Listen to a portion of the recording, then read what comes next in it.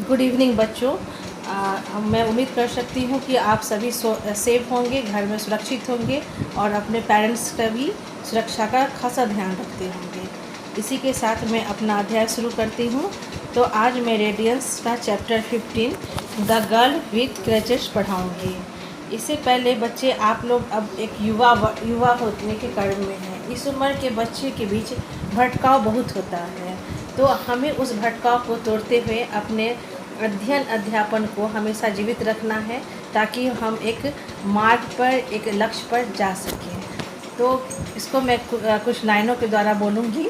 विकल्प मिलेंगे बहुत मार्ग भटकाने के लिए, विकल्प मिलेंगे बहुत मार्ग भटकाने के लिए, संकल्प एक ही काफ़ी है मंजिल तक जाने के लिए। ठीक है, यानी कि संकल्प एक ही काफ़ी है मंजिल तक जाने के लिए। कहने का मतलब है कि अगर हमारा संकल्प कुछ बनने का है तो कितना भी भटकाव होगा, हम अपने रास्ते जरूर पा लेंगे। टीवीटी के इस मंच पर मैं मनीषा वर्मा, दरभंगा, बिहार से आप सभी शिक्षकोगण का अभिनंदन करती हूँ। साथ ही साथ मैं उन सारे बच्चों को भी अभिनंदन करती हूँ जो हमसे जुड़े हुए हैं। Thank you ma'am. तो आज मैं आप बच्चों को रेडियंस की chapter 15 the girl with crutches पढ़ाऊँगी। बच्चों, अब बताइए आप लोग कैसे, अभी अब घर में कैसा फील करते हैं? मैम बहुत बोर हो रहे हो ना? तो ठीक है, बोर हो रहे होगे तो बहुत सारा टीवी देखते होगे, सीरियल्स देखते होगे, गेम्स खेलते होगे। नो मैम, हम लोग किताबें पढ़ते हैं। तो बहुत ऐसा थोड़े ना, तो कि 24 घंटे किताब थोड़े ना बच्चे पढ़ते हैं। गेम्स भी तो खेलते होंगे, तो लूडो खेलते होंगे। आजकल तो ऑनलाइन कैरम है, लूडो है, बहुत कुछ है। फ्रेंड्स से मोबाइल से ही तो बातें होती होंगी ना? Yes ma'am. तो होती है। ठीक है, ये सब काम भी सही है, लेकिन एक समय सीमा के अनुरूप ही ये काम करेंगे, क्योंकि अभी आप लोग जिस एज से गुजर रहे हैं, वो एज जो होता है वो भटकाव का एज होता है। और इसमें आपको कुछ भी पूछना हो, कुछ भी समझना हो, तो हम शिक्षकगण, आपके पेरेंट्स हैं, उनसे आप खुलकर बात करिए। ठीक है? क्योंकि है कहा गया है, विकल्प मिलेंगे बहुत मार्ग भटकाने के लिए, विकल्प मिलेंगे बहुत मार्ग भटकाने के लिए, संकल्प एक ही काफ़ी है मंजिल तक जाने के लिए। तो पता है आपका संकल्प क्या है? Yes ma'am. क्या, बताइए। मैम, मेरा संकल्प साइंटिस्ट बनना है। और साइंटिस्ट बनने के लिए क्या करना होगा? पढ़ाई। हाँ, पढ़ना पड़ेगा ना। yes, उस लक्ष्य की ओर तो जाना पड़ेगा। yes, तो क्या इस बीच में तो बहुत सारा विकल्प आपको आएगा, आपके फ्रेंड्स सर्किल के द्वारा, लेकिन आपको हमेशा अपना संकल्प को क्या करना है, जीवित रखना है और उस लाइन की ओर जाना है। ठीक है? तो हमें कहने का मतलब है कि हम अपने आप को अध्ययन अध्यापन दोनों से जोड़ के रखना है। इसी कड़ी को बढ़ाते हुए हम अपने चैप्टर पर आते हैं, द गर्ल विथ क्रचेस। तो एक लड़की है जो अपनी बैसाखी के साथ एक लड़की की कहानी दी गई है। उसके बाद है, इसमें 8.1 में है वार्मर। इसमें कहा गया है, do you know any person who is deaf, डम, ब्लाइंड और lamb? Is it proper to think that such persons are worthless or burden of the society? Can you name some famous person who are physically challenged? तो कहता है, क्या आपके अनुसार वो आदमी जो बहरा है, गूंगा है, अंधा है, लंगड़ा है, वो आप कोई ऐसे पर्सन को जानते हो? क्या ये सोचना क्या कहाँ तक सही है कि ऐसे पर्सन, ऐसे लोग समाज के लिए भार होते हैं, जिनका कोई अहमियत नहीं है? No ma'am. नहीं ना है? तो लिखा हुआ है, can you name some famous person who are physical challenged? आपको क्या वैसे कुछ लोगों के बारे में जानकारी है जो कि दिव्यांग थे, लेकिन उन्होंने सफलता के नए मुकाम लिए? Yes ma'am. तो बताइए क्या क्या नाम है उनका? Ma'am, Bharat Kumar, Sudha Chandran, Stephen Hawking, very good, Helen Keller हाँ, एंड एल्बर्ट आइंस्टाइन। हाँ ठीक है। ये सब जो थे, मैं फिजिकली डिसेबिलिटी के शिकार थे, लेकिन उन्होंने इसको कभी भी अपने कामयाबी के राह का बाधा नहीं माना, बल्कि उसके ऊपर उन्होंने प्रदर्शन किया। अच्छा, आप लोग एल्बर्ट आइंस्टाइन के बारे में तो जानते होंगे ना? Yes ma'am. तो उनका बहुत बड़े फिजिसिस्ट थे। हाँ, तो उन क्या आविष्कार किए थे पता है आपको? Yes ma'am. क्या किए थे? मैम, वो रिलेटिविटी थ्योरम लिखे थे। हाँ। और मैम जो आप देखते हैं अभी सोलर पैनल वो उन्हीं का बना हुआ है और जो रेफ्रिजरेटर भी उन्हीं ने बनाया है। देखिए वो बताओ तो, रेफ्रिजरेटर जो कि आज हर घर घर में लोग देखता है, हर घर घर में यूज़ होता है, आखिर उन्हीं वैज्ञानिक की देन है। तो बच्चों आज मैं आपको एल्बर्ट आइंस्टीन की कहानी सुनाती हूँ। पता है आपको, बचपन में एल्बर्ट आइंस्टीन जो थे बहुत ही मंद बुद्धि के किस्म के थे। उनके पास वो जो थे उनका जो मतलब पढ़ने में वो बहुत ही मेधावी छात्र नहीं रहे हैं। कहा जाता है कि 4 साल के आयु में उन्होंने बोलना सीखा था, जिसके कारण उनकी स्कूलिंग की प्रक्रिया काफ़ी धीमी थी और वो अन्य बच्चों से की अपेक्षा उनकी सीखने की क्षमता भी कम थी। एक दिन की बात है कि एक टीचर्स वहाँ के बहुत उनको प्रोत्साहित किया, लेकिन जब सफलता नहीं मिली तो एक लेटर लिखा और आइंस्टाइन को दिया कि जाओ ये लेटर तो अपनी माँ को देना। आइंस्टाइन घर पहुंचा और वो लेटर अपनी माँ को दिया और माँ से बोला कि माँ आज हमारे स्कूल के हेडमास्टर ने ये लेटर दिया और कहा कि लेटर अपनी माँ को दे देना। तो माँ ने जब वो लेटर को देखा तो उसमें लिखा हुआ था कि आपका बेटा इतना मंदबुद्धि है कि वो जीवन में कभी कुछ नहीं कर सकता। माँ ने वो लेटर को पढ़कर काफ़ी दुखी हुई, लेकिन वो लेटर को रख के वो एक जार होता है उसमें रख दिया।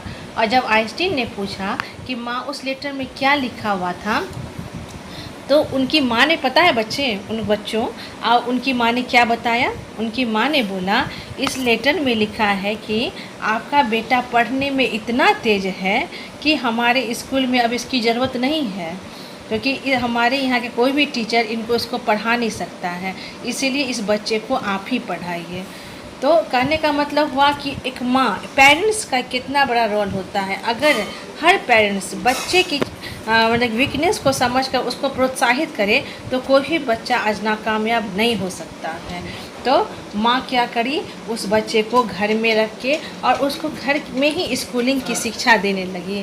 धीरे धीरे क्या हुआ, अपने माँ के छत्र छाया में वो बच्चा पढ़ने लगा और उसे पढ़ाई के प्रति क्या हुआ, इंटरेस्ट, रुझान जगने लगा। और फिर माँ ने कुछ दिन बाद उन्हें दूसरे स्कूल में नाम लिखाया। धीरे धीरे वो बच्चा काफ़ी अच्छा होने लगा और जिसके फलस्वरूप आप जानते हैं कि उन्होंने रिलेटिविटी का सिद्धांत दिया, जिसको बाद में सारे वैज्ञानिक, दुनिया के सारे वैज्ञानिक ने लोहा माना। तो कुछ समय के बाद होता है कि समय बीतता गया। एक दिन आइंस्टीन ने सोचा कि चलो आज घर की हम सफाई करते हैं। तो उसे वही जार मिला जो जार में उसकी माँ ने वो लेटर रखा था। तब वो सोचता है कि आज तक तो हमने उस लेटर को पढ़ा ही नहीं कि हेडमास्टर ने उस लेटर में आखिर क्या लिख के दिया था। तो आइंस्टीन क्या करता है, उस जार को खोलता है और लेटर निकालता है। तो लेटर निकाल के पढ़ता है तो उसमें वही चीज़ लिखा रहता है कि आपका बेटा इतना मंदबुद्धि है कि कोई भी, दुनिया का कोई भी शख्स उसे पढ़ा नहीं सकता है, इसीलिए इसे आप यहाँ से ले जाइए। ये लेटर पढ़ते ही आइंस्टीन की आंख में आंसू गिरने लगा और अपनी माँ की तस्वीर के सामने जाकर वो बहुत रोया और ये सोचा कि मैं शायद दुनिया का सबसे खुशकिस्मत बेटा हूँ कि मुझे ऐसी माँ मिली जो कि मुझे एक नया जीवन दी, मेरी भावनाओं को समझी और आज मुझे ऐसा मुकाम दी कि मैं दुनिया को अपनी योग्यता को दिखा सकूँ। तो मैं यही कहना चाहूँगी कि आज के इस पैंडेमिक में टीचर्स, पेरेंट्स का बहुत बड़ा योगदान समय हो गया है कि हम बच्चे की भावनाओं को समझें और उनके साथ बिहेवियर, एक सहानुभूतिपूर्वक संवेदनशीलता को बनाते हुए इस समय में उनका साथ दें और उन्हें पढ़ाई के प्रति जो 1-2 साल से जो लिंक छूट गया है उसमें पुनः उसी ढंग से उत्साह को रखें और ऑनलाइन के माध्यम से वही क्लासरूम वाली जो एक्टिविटी को कर सकें। और इसलिए बच्चे, आप लोग भी थोड़ा हम लोग टीचर्स की बात को समझिए और कोशिश करिए कि वही इंटरेस्ट के साथ पढ़िए जो आप लोग क्लासरूम में पढ़ते हैं। तो हमने अपना लेसन शुरू कर रही हूँ, आप लोग इसे ध्यान से देखिएगा। It was a Monday morning, I was busy in my office preparing a report on out of school children, the classes were running properly. तो सोमवार की सुबह थी, मैं ऑफिस में उन बच्चों का रिपोर्ट तैयार कर रहा था जो स्कूल से बाहर जाने वाले थे और क्लासेस जो थे अपने अच्छे मैंने रनिंग प्रॉपरली, मैंने ठीक ठाक ढंग से क्लास जो चल रही थी। May I come in sir, a silky voice come in to my ears. तभी मुझे एक बहुत ही मधुर आवाज़ एक मधुर आवाज़ मेरे कान में आती है कि क्या मैं अंदर आ सकती हूँ सर, यानी महाशय। I raised my head and saw a girl with crutches standing at the door. मैंने अपने सर को उठाया और देखा एक लड़की जो बैसाखी के सहारे खड़ी हुई है दरवाजे के बाहर। An elderly lady clad in a sari was standing just behind her. और एक उम्रदराज महिला भी है जो साड़ी पहनी हुई उसके जस्ट पीछे खड़ी हुई है। Please come in, I said. They come in. मैंने कहा हाँ आप लोग आ सकते हो। वो अंदर आए। I offered the lady a chair to sit on and I also asked the girl to sit, but she politely refused. मैंने उस महिला को ऑफर में चेयर पर बैठने के लिए कहा और उस लड़की को भी बड़े सहानुभूति बहुत सजगता से मैंने कहा कि तुम बैठो, पर उन्होंने बहुत ही सजगता से क्या किया, रिफ्यूज़ कर दिया, यानी कि इनकार कर दिया। Thank you sir, but I would better keeping standing.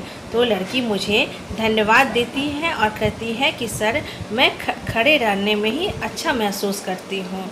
What can I do for you? I asked the lady.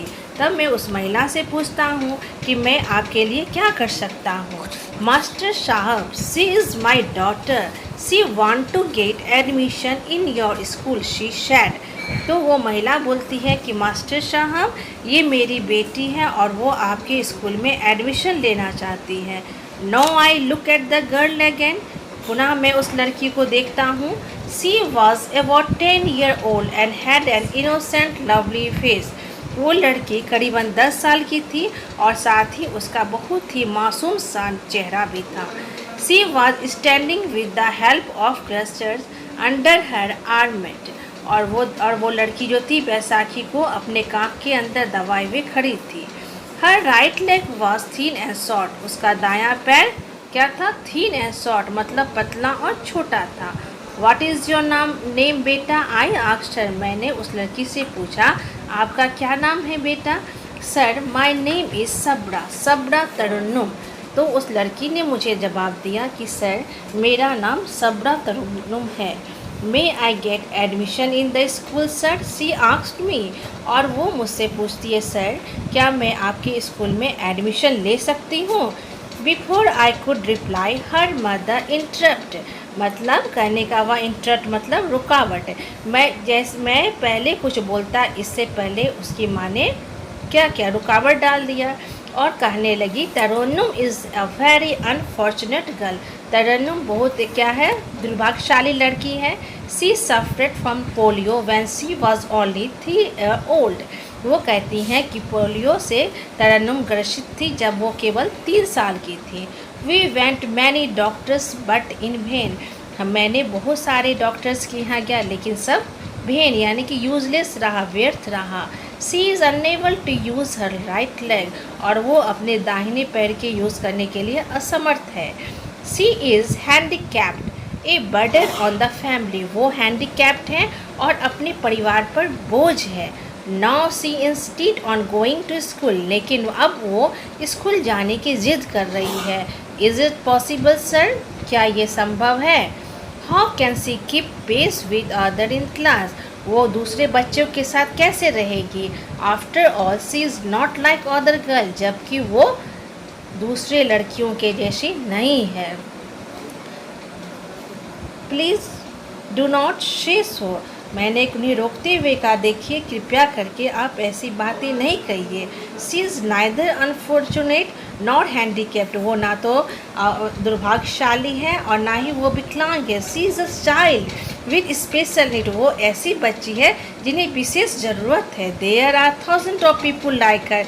यहाँ पर हजारों ऐसे लोग हैं उनकी तरह। आई सेड, मैंने कहा you mean you can admit her in the school. She was still not sure. वो अभी तक श्योर समर्थ नहीं थी कि क्या मैं उन्हें अपनी बच्ची का स्कूल में एडमिशन ले सकूं। Of course and we will provide special facility for her. I said in a firm voice. मैंने कहा ज़रूर मैं इस बच्ची को अपने स्कूल में एडमिशन ले सकता हूँ और कुछ विशेष सुविधा भी के साथ। I show the girl sign is relieve. तब मैंने देखा उस लड़की को एक रिलीफ मतलब आप कह सकते हैं कि सुकून, तो उसके चेहरे पर एक सुकून देखा। आई कॉल मंजू मैडम, मैंने मंजू मैडम को बुलाया and asked her to interview the girl to decide about the class, और फिर मैंने कहा कि उन्हें उनसे कहा कि आप उस बच्चे का इंटरव्यू लीजिए कि वो किस क्लास के लायक है। After half an hour she come with the girl, और आधे घंटे के बाद वो लड़की के साथ वापस आई।